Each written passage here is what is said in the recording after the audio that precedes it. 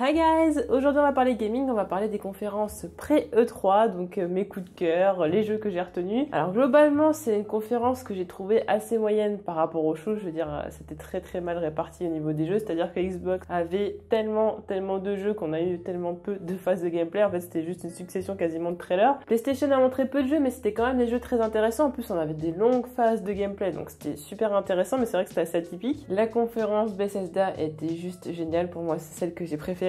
Quant à celle de Square Enix, EA et Nintendo, bon bah il y avait quand même pas grand chose, pas grand chose à se mettre sous la dent. Et surtout Nintendo, bah, c'était plutôt la conférence Super Smash Bros Ultimate, voilà, c'était pas super intéressant, il y avait des trucs, franchement on a détaillé le jeu à un point juste redondant, ça devenait chiant à force, je veux dire se taper une conférence juste sur un jeu, c'est beaucoup trop long. Alors qui plus est, quand c'est un jeu qui m'intéresse pas plus que ça, forcément c'est assez compliqué. Mais le truc où ils m'ont perdu, c'est quand ils ont tellement détaillé les personnages et tout et ce qui avait changé, au point qu'on avait annoncé qu'on avait changé le visage du personnage de Wii Fit. Enfin, je veux dire, qu'est-ce qu'on s'en fout en vrai, qu'est-ce qu'on a à faire, genre, je sais pas, il y avait trop de détails. Et pour le coup, j'étais vachement déçue, notamment par rapport à Nintendo, parce qu'en fait, s'ils avaient pas annoncé Pokémon avant le 3, on l'aurait eu pendant le 3, ça aurait été juste quelque chose d'extraordinaire, voilà, ça m'aurait donné frisson, ça aurait été quelque chose de fou, j'aurais dit meilleur show et tout, meilleure conférence. Sauf que bon, il y a beaucoup de choses qui ont été annoncé avant le 3 et je trouve ça un petit peu dommage, et par conséquent il y a certaines conférences qui ont manqué un petit peu de contenu. Alors j'ai parlé des jeux qui ont retenu mon attention mais un petit peu dans le désordre, hein, voilà, c'est une vidéo à la cool, hein, prenez pas ça pour un truc super pro, je ne sais quoi. Hein. Le premier jeu que j'ai retenu, on va dire, c'est Metro Exodus qui va sortir le 22 février 2019, donc l'année prochaine il y a pas mal de jeux quand même qui vont sortir en début d'année. Alors ce qui va changer, c'est que ça va être un peu moins en souterrain et tout, parce que bon, les métros c'était, de toute façon ça s'appelle métro, donc là c'était surtout en souterrain, puisqu'en fait il s'agira d'une succession de zones ouvertes, et ce sont des zones où on pourra pas revenir avant puisque le personnage va se déplacer avec une locomotive et une fois qu'on aura quitté cet endroit, on pourra plus y revenir. Ce que j'ai bien aimé, c'est qu'il y aura du craft un peu à la façon Fallout, hein. Clairement de ce que j'ai vu, ça a l'air super intéressant et moi c'est quelque chose que j'adore dans Fallout, c'est le craft, voilà, on va passer son temps à aller chercher, fouiller des trucs pour trouver des vis, de l'acier, de l'aluminium, ce genre de choses pour pouvoir modder nos armes. Donc c'est vraiment intéressant, en plus c'est un jeu qui me tente beaucoup parce que j'avais joué un petit peu à Metro Last Light et que j'avais quand même bien aimé, et là en plus niveau graphisme, alors déjà que Metro Last Light c'était très beau pour l'époque, là on est encore sur quelque chose d'encore plus beau, donc vraiment c'est bluffant. Néanmoins le petit bémol c'est qu'il n'y aura pas de quête secondaire parce que ce sera pas un RPG très clairement, voilà, effectivement on peut quand même crafter des armes et tout, mais ce sera pas un RPG, donc on ne suivra que la trame principale. Un jeu dont je n'attendais pas la venue et surtout aussitôt, c'est Unravel 2, je pense que vous savez que j'adore Unravel, d'ailleurs je me suis amusée à faire le petit personnage que vous voyez souvent d'ailleurs sur mon bureau. Donc Unravel ça a été un énorme coup de cœur, voilà, j'en avais les larmes aux yeux quand j'ai fini le jeu, j'ai trouvé ça c'est tellement poétique, c'est tellement beau, c'est tellement mignon. Donc Unravel 2 qui est sorti le jour même de son annonce, donc juste incroyable, donc évidemment je vais très bientôt l'acheter et puis d'ailleurs peut-être le faire en live, ça pourrait être sympa. Et là pour la petite nouveauté, maintenant c'est un mode coopératif, donc ça donne lieu à des nouvelles mécaniques de jeu et je trouve ça très sympa. Dans la veine des jeux kawaii que je n'attendais pas, on a Ori and the Will of the Wisps, je m'attendais pas du tout à une annonce par rapport à ça, donc c'était à la conférence Xbox. Le jeu est toujours aussi magnifique, apparemment ce sera un gameplay qui sera un petit peu plus nerveux avec aussi de nouvelles mécaniques de jeu. Donc si vous cherchez quelque chose de poétique, de beau, de mignon, avec un gameplay qui est quand même pas... Enfin, je trouve que c'est accessible, mais bon, faut quand même un petit peu s'exercer quand même, hein, je trouve ça sympa, il y a un petit peu de challenge quand même sur ce jeu. Si vous n'avez pas encore essayé Ori and the Blind Forest, je vous le conseille fortement, d'ailleurs tout comme Unravel. Bon, Unravel c'est quand même beaucoup plus accessible, c'est quand même beaucoup plus facile, mais si vous voulez un petit peu de challenge, Ori c'est quand même sympa. Grosse surprise, et là on était totalement épais quand avec Capou on a commenté la conférence PlayStation, c'est Trover Saves the Universe, qui est donc créé par le co-créateur de Rick et Morty, Justin Roiland. Alors on n'en sait pas trop sur ce jeu, on sent juste que ça va être terriblement drôle. C'est un jeu de plateforme qui sera disponible sur PS4 et aussi en VR. Nous n'avons pas de date non plus, mais en tout cas j'ai bien aimé le petit trailer. En plus on a Justin Roiland qui fait son apparition puisqu'il fait la voix de Morty, évidemment dans le dessin animé, et aussi de Rick. Même si on ne sait pas du tout à quelle sauce on va être mangé avec ce jeu, j'ai vraiment hâte d'en savoir plus. L'une des choses qui m'a choquée pendant cette E3, c'est Jump Force, donc c'est un jeu avec beaucoup de licences de shonen, hein, c'est-à-dire on va avoir Dragon Ball, One Piece, Naruto, Death Note, Bleach. Et là vous allez dire mais Death Note, pourquoi Death Note? Moi non plus je sais pas, juste un plan où on voit Light avec Ryuk à côté. Alors qu'est-ce que peut faire Light en combat, je ne sais pas, mais en tout cas j'ai hâte de voir. En plus on n'a même pas la liste de tous les animés, enfin de tous les mangas qu'il y aura dans ce jeu. Donc je me dis que lorsqu'ils vont sortir d'autres licences, il y aura peut-être des choses que je vais trouver assez ouf. De voir ce crossover de personnages avec le gameplay, un peu c'est repris un petit peu du gameplay des jeux Naruto, donc ouais ça a l'air assez ouf. trouve quand même. The Walking Dead Overkills, donc qui est le jeu qui est produit par Skybound et donc pas AMC, donc le jeu est canon avec le comics et non avec la série. Alors là où j'étais un peu déçue, c'est que au niveau des coups, donc c'est à la première personne et tout ça, et au niveau des coups, j'ai trouvé que c'était très robotique, c'est pas du tout naturel. Enfin, je sais pas, on donne des coups comme ça et les rôdeurs ils meurent. Enfin, je sais pas, il y a pas du tout de naturel comme il peut y avoir dans d'autres jeux. Il y a un petit côté Dead Island, mais pourtant je trouve ça moins bien fait. C'est assez bizarre. Alors après, pourtant, je trouvais que les cinématiques étaient juste magnifiques et tout ça, donc je m'imaginais que le jeu soit aussi beau. Et quand on regarde les phases de gameplay, bah on est assez déçu, quoi. C'est pas du tout ce que j'imaginais. C'est pas super joli. Enfin, de ce que j'ai vu. Après, peut-être la qualité de vidéo était peut-être dégueulasse aussi, mais j'ai pas trouvé ça extraordinaire. Et comme je disais, les mouvements sont pas naturels et tout ça, donc le niveau immersion, j'ai trouvé ça pas terrible. Là, il y a vraiment un côté stratégique. Alors j'ai vu mettre des trucs par terre. Je crois que c'est des espèces de mines ou je sais pas, enfin des détecteurs de rôdeurs. Je sais pas trop ce qu'il y a, mais bah, c'est très coopératif. Et en plus, chaque personnage a ses capacités qui sont propres. Hein. Il a des points forts que d'autres n'ont pas. Par exemple, il y a le scout qui va permettre d'apporter plus de loot. On a le tacticien qui va servir à justement à faire des pièges, ce genre de choses. Donc c'est très stratégique et c'est en coopération. Donc voilà, c'est ça qui fait que ça va m'intéresser parce que voilà, pour jouer avec des potes, après jouer toute seule, j'avoue que pas forcément, ça m'intéressera pas forcément. Ouais, c'est comme Left 4 Dead, c'est le genre de choses qu'on joue avec plusieurs personnes. Après, c'est l'univers The Walking Dead, donc forcément, il y a une histoire qui va être racontée, donc j'ai envie aussi de connaître l'histoire de ces personnages, que c'est vrai que le trailer donnait vachement envie, on avait un trailer pour chaque personnage, et en plus du fait que c'était super beau, voilà, c'est assez intriguant, c'est des personnages qui sont très différents les uns des autres, et qui peuvent apporter quelque chose de jamais vu dans la licence, donc pourquoi pas, et comme je disais, voilà, c'est en solo, ça m'intéresse pas trop, par contre avec des potes, pourquoi pas, après voilà, le jeu, je crois qu'il est vendu plein pot, donc ça va être chaud, et puis en plus, il sort quand même quelques jours avant Fallout 76, donc là... On va voir au niveau du portefeuille. On y vient à l'événement de cette E3, je pense que c'était le jeu phare après The Last of Us 2 quand même. Fallout 76, forcément je suis obligée d'en parler. Fallout c'est une licence que j'aime énormément, je pense que j'en parle tout le temps et je dois saouler tout le monde avec. Donc ça arrive le 14 novembre 2018, donc ça arrive cette année, voilà, on fait une annonce cette année pour un jeu qui sort cette année. Voilà, on n'a pas eu trop de teasing avant ou quoi que ce soit, à part il y a quelques jours, mais début d'année ou l'année dernière on n'en a pas eu, donc c'est assez une surprise. Autre surprise, bonne ou mauvaise, on y reviendra, c'est que ça va être entièrement en ligne, comme il dit, tous les personnages qu'on va voir sont des personnages réels. Déception, parce que Fallout, c'est vrai que c'est un petit peu mon plaisir coupable, j'aime jouer toute seule à Fallout, j'aime faire mes quêtes, passer mon temps à fouiller des trucs, à aller taper des monstres, à taper des ghouls, des pillards ou ce genre de choses et le faire toute seule et prendre mon temps et faire comme j'ai envie, de partager mon loot avec personne. C'est mon plaisir coupable, c'est mon plaisir égoïste et je l'assume totalement. Donc quand il y a eu l'annonce que c'était en ligne,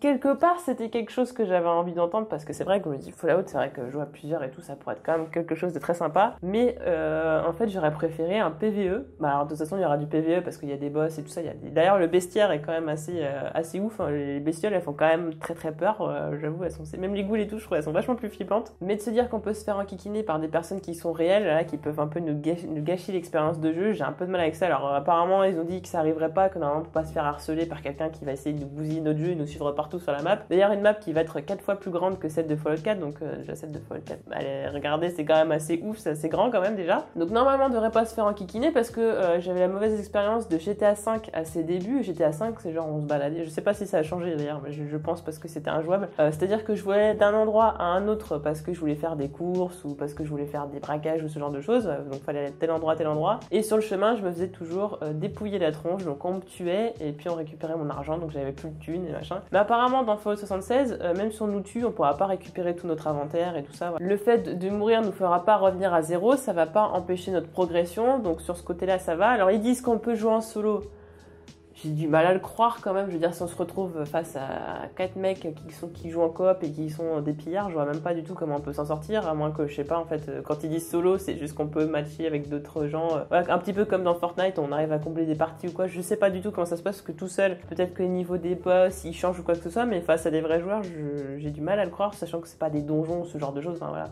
C'est le monde extérieur, donc forcément on va être amené à les croiser, mais on peut croiser des gens gentils comme des gens méchants, enfin voilà, c'est un petit peu compliqué, donc encore beaucoup beaucoup de doutes par rapport à ça, donc j'attends de voir, mais on se retrouve dans l'ouest de la Virginie, donc en plus c'est bien avant les autres Fallout, donc la végétation est différente, comme je disais le bestiaire est différent, il y a beaucoup de choses qui vont être différentes et donc surtout l'histoire. J'ai bien aimé le côté on peut envoyer des bombes nucléaires sur nos ennemis et que l'environnement change totalement parce que évidemment comme il y a des radiations, bah forcément il y aura plus de mutations, ce sera un environnement qui sera encore plus nocif que d'habitude, donc ça c'est intéressant qu'on puisse un petit peu changer la nature de certains endroits dans la map. L'édition collector est vraiment ouf, je sais pas comment je vais faire, mais en tout cas c'est sûr que j'ai mangé des pâtes pour pouvoir l'obtenir, mais elle est à 200 balles quand même, faut le savoir. Par contre on a quand même le casque d'un, je crois que c'est un T51 ou quelque chose comme ça, je crois que on l'a vu dans le trailer, hein. Je crois que l'armure assistée, je crois que c'est un T51. Vous me corrigerez si c'est pas le cas d'ailleurs. Et en plus, c'est pas juste un truc qu'on va poser sur son bureau ou sur une étagère, c'est vraiment un casque qu'on peut mettre. En plus, ça déforme la voix, donc forcément obligé de l'acheter. Je veux dire, ça c'est sûr. Et moi, j'ai adoré le moment où ils disent comme ça. Attendez, on a une carte quand même. Et la carte, elle brille dans le noir. Ça fait vraiment le petit truc pour les kikous, enfin je dirais c'était totalement rigolo quoi, je veux dire c'est totalement de l'humour. Alors voilà, ces petits trucs, en vrai on s'en fiche, je veux dire la carte même si elle brille pas dans le noir, on la prend, mais juste, je me suis dit c'est même le kiff, juste pour annoncer ça, c'est trop drôle. Donc oui évidemment l'édition collector à prendre absolument, voilà. Le trailer qui est apparu de nulle part, c'est celui de Cyberpunk 2077, qui est développé par le studio qui a développé The Witcher, donc ça promet d'être quelque chose de très intéressant. Donc ce sera un action RPG et basé sur un jeu de plateau qui s'appelle Cyberpunk 2020. Donc le jeu a lieu 57 ans après les événements du jeu de plateau. Donc il y aura un système de spécialisation, c'est-à-dire qu'on pourra faire évoluer son personnage par sûrement un arbre de compétences ou ce genre de choses. Voilà, on pourra choisir la direction dans laquelle on veut faire aller son personnage. Alors il y avait un petit peu un quiproquo, il y en a qui disaient qu'il y avait des systèmes de classe, d'autres non, apparemment ce serait plutôt non. En tout cas on pourra customiser entièrement son personnage et ça je trouve ça très cool. Les DLC seront gratuits et la musique est composée par la même personne qui a composé les musiques de The Witcher, donc ça donne quand même très envie. Voilà, je me dis The Witcher mais dans un environnement cyberpunk, ça peut être assez ouf et j'aime beaucoup l'univers cyberpunk, donc je pense que dans tous les cas le jeu Day One il sera acheté. On va parler de quelqu'un dont on parle souvent sur ma chaîne, c'est Norman Reedus. Norman Reedus, voilà, pour le coup dans Death Stranding, le jeu d'Hideo Kojima. On n'a toujours pas de date de sortie, mais ce serait probablement en 2019 voire début 2020, donc ouais, faut pas s'attendre à quelque chose tout de suite. Alors à chaque fois que ce jeu sort un trailer, je n'y comprends que dalle. Je sais qu'il y a un bébé, mais il y a un bébé dans un truc, voilà, dans un bocal, enfin un truc bizarre, et au début on voit le bébé, il sort de... je sais pas trop où, j'ai pas trop envie de savoir d'où il sort. C'est trop bizarre, enfin, il se balade avec un bébé, il se balade avec des trucs sur le dos, il y a des trucs bizarres dans l'eau et des trucs bizarres partout, enfin une espèce d'ombre chelou, je sais pas, je comprends rien. Il y a une histoire avec l'eau aussi, enfin bref, le mec, en tout cas la plupart du trailer qu'on a vu, c'est il est en train de se balader, il a d'énormes caisses sur son dos, en tout cas j'ai rien compris au trailer qu'on a vu jusqu'ici. Donc ouais, je suis assez fascinée de ne rien comprendre justement, il y a beaucoup de mystères qui entourent ce jeu. Il y a quand même un casting assez ouf, hein, parce qu'on a Norman Reedus, on a Léa Seydoux et on a Matt Mikkelsen, donc ouais, ça a l'air d'être cool. Alors même si tout le monde se plaint que Léa Seydoux soit dans le jeu, j'ai pas trop compris pourquoi, apparemment il y a un truc que j'ai loupé. Après moi personnellement je m'en fous, à partir du moment où elle fait son taf dans le jeu, je m'en fiche. En tout cas, jeu très mystérieux. Assassin's Creed Odyssey sort le 5 octobre 2018, forcément un jeu encore que j'achète Day One, hein. Ouais, Assassin's Creed, hein, surtout depuis Origins, ouais, je suis retombée amoureuse de la licence. J'avais un petit peu abandonné depuis Unity, voilà, j'étais un peu moins fan et tout, j'en avais un petit peu marre, très clairement. Donc on a redonné un nouveau souffle à cette licence. Je m'attendais à ce que maintenant on soit plus sur des jeux qui sortent tous les ans. Du coup forcément j'ai un petit peu peur en me disant voilà,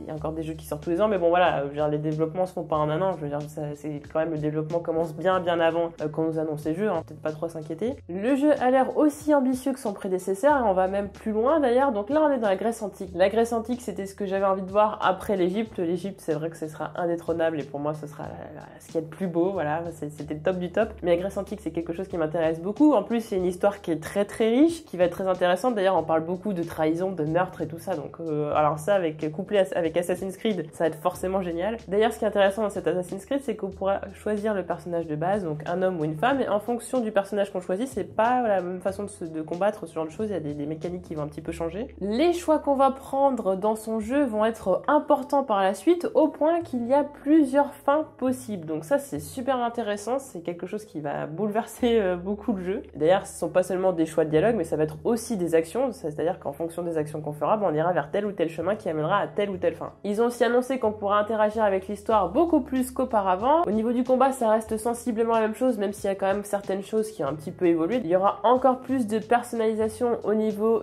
des équipements, donc voilà, ça ira encore plus loin que ce qui se faisait dans Assassin's Creed Origins. Quelque chose qui va ravir de nombreuses personnes, mais pas trop moi parce que je suis nulle, c'est le retour des batailles navales. Donc voilà, vraiment les batailles navales comme on pouvait voir dans Black Flag, mais bon, forcément ça va être encore poussé plus loin, ça c'est intéressant. Moi je sais que je suis nulle en bataille navale, mais bon, c'est quand même cool. Plus on a de mécaniques différentes et plus je suis ravie, donc voilà, on va avoir quelque chose de très complet. Et vraiment, on fait en sorte de refaire revenir des choses que les joueurs aimaient beaucoup des anciens. On le remet là-dedans et je trouve que voilà, Ubisoft de ce côté-là écoute beaucoup les fans. Enfin, il était temps parce que voilà, sur les jeux avant Origins, voilà, on n'était pas trop là, on est un petit peu allé vers leur direction à eux, là où ils voulaient nous emmener. Et le fait de revenir aux sources et d'écouter plus les fans qu'avant, je trouve qu'on peut juste leur dire bravo. Un trailer qui a fait beaucoup parler de lui, c'est celui de The Last of Us Partie 2. Donc on a la scène avec Ellie et sa copine, voilà, qui sont en train de s'embrasser. Oh mon dieu, oh là là, qu'est-ce qu'on est choqués, nous les puritains, oh là là, c'est pas bien, vous faites passer un message politique à travers votre jeu, Naughty Dog, c'est pas bien. Arrêtez les gens, stop, je veux dire, on est en 2018, est-ce qu'on peut pas juste mettre deux filles qui s'embrassent sans que derrière on a envie de faire les militants ou je sais quoi en fait, est-ce que ça peut pas être juste deux nanas qui s'embrassent et on s'en fiche en fait, enfin, il va falloir m'expliquer. Je pensais qu'on avait plus ce genre de pensée assez arriérée. Vous donnez juste à la presse, par exemple, entre autres, les moyens de nous taper dessus en fait, nous les joueurs, tout simplement en disant bah oui, mais au final ils ont tous une pensée d'arriéré parce que voilà, ils cautionnent pas qu'il y ait des filles qui s'embrassent dans un jeu. Enfin, vous imaginez après, j'imagine pas ce qu'il pourrait y avoir sur certains sites ou dans certains journaux par rapport au fait qu'il y a des gens qui s'insurgent par rapport à ça, c'est juste débile en fait. Sony a fait un super travail pour nous présenter le jeu. Le début de la conférence était fait dans un endroit qui ressemblait beaucoup à celui du jeu, là, l'espèce de grange avec les lumières et tout ça, c'était assez dingue. Ouais. J'ai bien aimé cette immersion là, ça fait un petit peu du self-chat quoi, je trouve ça très sympa. On a une longue phase de gameplay. Il y a eu un scandale parce qu'il y a eu un développeur, alors je sais plus quel jeu, j'essaierai de vous retrouver ça, qui a dit que de toute façon c'était une fausse phase de gameplay et tout. Et c'est vrai que comme le jeu est terriblement beau et qu'on distingue pas voilà, les cinématiques de la phase de gameplay, bah, c'est vrai qu'on se dit que c'est fake parce que surtout que c'est super dynamique et en plus il y a quelques moments un peu scénarisés on va dire, enfin plus ou moins, enfin je sais pas si vous avez vu le gameplay mais c'est vrai qu'il y a des moments où on se dit mais c'est comme si on voyait plutôt le personnage jouer tout seul et qu'il y avait personne derrière la manette. Enfin je comprends en fait ce qu'il a voulu dire mais bon ouais, si c'est vraiment une phase de gameplay pur et dur et qu'on retrouve vraiment ça là, derrière la manette, j'ai envie de dire c'est assez ouf, c'est très effrayant. Je pense que ça va être très difficile aussi parce que voilà on sent que là clairement elle en bave, donc j'imagine pas le joueur derrière comment il doit être en stress, donc ouais ça a l'air assez ouf. J'ai pas joué au premier encore, je sais vous allez tous me taper dessus, tout simplement parce que j'ai pas eu le temps, mais là très clairement en voyant ce trailer j'ai très envie de me mettre très vite au premier pour pouvoir jouer au 2 lorsqu'il sortira. Aucune date n'a été pour le moment communiquée, donc on reste dans l'expectative. J'ai bien aimé le côté bourrin comme le côté infiltration, il y avait beaucoup de possibilités de s'en sortir suivant la façon dont on a envie de jouer, est-ce qu'on a envie de jouer bourrin ou s'infiltrer, voilà, bon c'est quelque chose qui était quand même le centre du gameplay déjà dans le premier. C'est vrai que là pour le coup j'ai trouvé ça un petit peu plus réaliste et ouais ça a l'air ouf quand même. Si je devais remettre la médaille des plus beaux graphismes à un jeu à cette présentation de l'E3, c'est Ghost of Tsushima, voilà je vais m'en sortir, qui sortira probablement en 2019, donc c'est un jeu qui se passe en 1274 au Japon et ça se passe pendant l'invasion mongole. Le jeu est beau à en pleurer, les effets de lumière et d'ombre sont magnifiques, vraiment les reflets du soleil sur la végétation et tout ça, enfin le côté voilà, l'averse voilà, avec les nuages gris qui se mélangent au coucher du soleil, enfin c'est juste trop beau, même l'environnement, que ce soit le temple et tout ça, je trouve c'est super détaillé, enfin voilà vraiment il y a beaucoup de détails, que ce soit toute la végétation, même l'herbe, hein, c'est juste regarder l'herbe, je trouve ça beau à regarder, c'est bête mais enfin toute la végétation, tout, les bâtiments, tout est vraiment trop beau. Surtout la scène de combat là à la fin du trailer où on voit derrière les feuilles passer, tout ça avec toujours ces effets de lumière qui sont absolument magnifiques, on a les flammes et tout ça. Donc l'ambiance est très intéressante, ce côté samouraï, autant d'habitude c'est pas quelque chose qui me dit énormément mais là j'ai l'impression qu'il y a quelque chose de très sympa. Le personnage en plus il est hyper badass, voilà, il y a un petit côté Assassin's Creed que j'aime bien dans le gameplay. Au niveau des duels au katana ça peut être aussi sympa, hein. Les musiques sont aussi très belles donc c'est peut-être pas un jeu que je vais acheter Day One ou quoi que ce soit. Je vais attendre un petit peu d'avoir le ressenti des joueurs. J'espère que ce petit format vous aura plu. Voilà, je voulais faire un petit truc un petit peu personnel par rapport aux jeux vidéo. N'hésitez pas à me rejoindre sur Twitch. Voilà, dès que je pourrai, j'essaierai de faire des lives et tout maintenant que j'ai réglé les petits problèmes d'internet. Donc ça devrait aller mieux. Donc on pourra faire du Fallout, du Smite, du Dravel. Enfin voilà, plein de trucs assez cool. N'hésitez pas à me dire en commentaire quels jeux ont retenu votre attention par rapport à ces conférences pré-E3, les jeux que vous avez achetés Day One ou alors des jeux que vous trouvez qui vont être absolument nuls. Je sais pas ce que vous avez pensé vraiment des conférences en général. N'hésitez pas à me dire tout ça en commentaire et on se retrouve très vite pour d'autres vidéos. Salut!